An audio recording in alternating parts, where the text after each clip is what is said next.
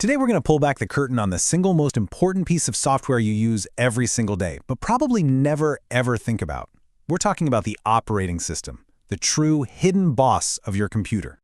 I mean, think about it for a second. You click an icon and just a blink of an eye later, a whole complex app is up and running. It feels like magic, right? But it's not. It's a powerful manager working tirelessly behind the scenes. So what is actually happening in that tiny little gap between your click and the computer's reaction? Well, that's where the operating system, or OS, comes in. You can really think of it as the ultimate master manager for your entire computer.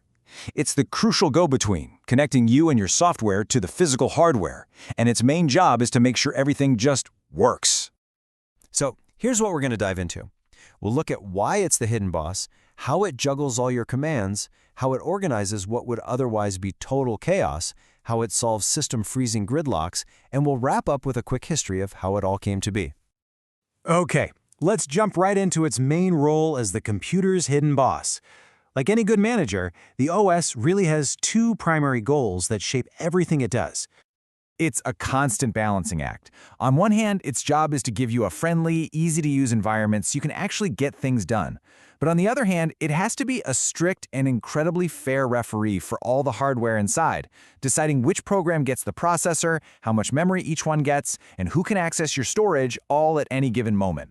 So let's talk about how the OS actually manages all of those tasks at once. For this, I want you to picture it as a super busy floor supervisor in a factory, juggling dozens, maybe even hundreds of requests at the same time. This is what we call process management. Now, what's a process? It sounds technical, but it's really simple. It's just a program that's currently running.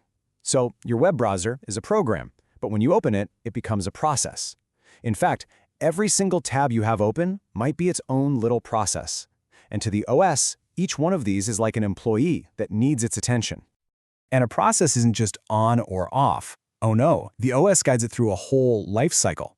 A task starts out as new, then it gets ready to do some work. The OS picks it to run on the processor, but then it might have to wait for something, like a file to download. And finally, when you're done, it's terminated. The OS is constantly shuffling hundreds of processes between these different states, thousands of times a second. But that brings up a huge question, right? You've got music playing, your browser's open with 20 tabs, a file is downloading.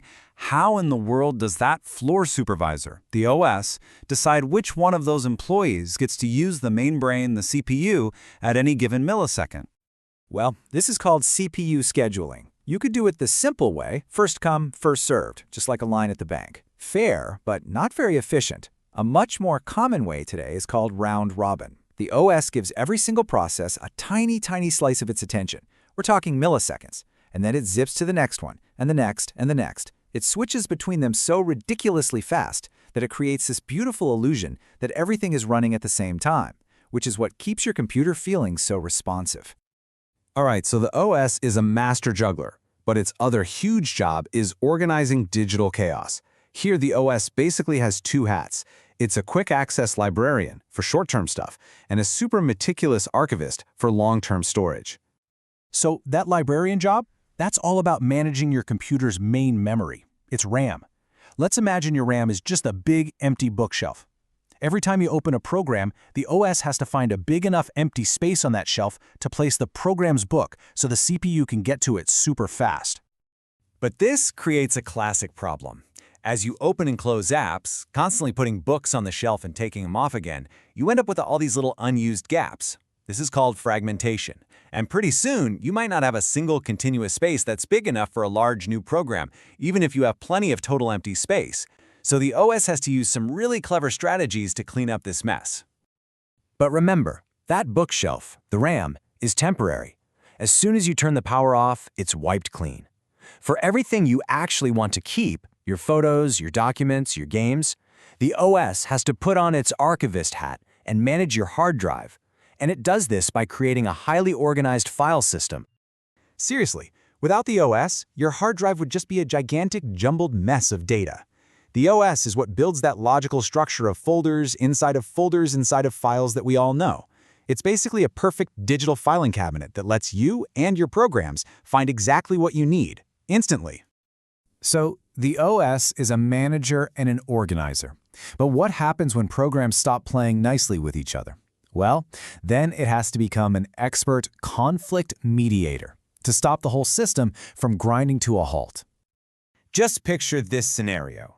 Program A needs to use your printer, so it grabs it. But then it realizes it needs a specific file that Program B is using. Meanwhile, Program B has the file, but it's waiting for Program A to let go of the printer. They're both stuck, waiting on each other, in a total standoff. This kind of gridlock has a famous name. It's called a deadlock, and the perfect way to understand it is with the classic dining philosopher's problem. Imagine 5 philosophers at a round table. To eat their meal, each one needs 2 forks. The problem is there's only 1 fork between each of them. If every single philosopher picks up the fork to their left at the exact same time, they're all stuck. Each one has 1 fork and is waiting for the one on their right, forever. No one can eat. The whole system freezes.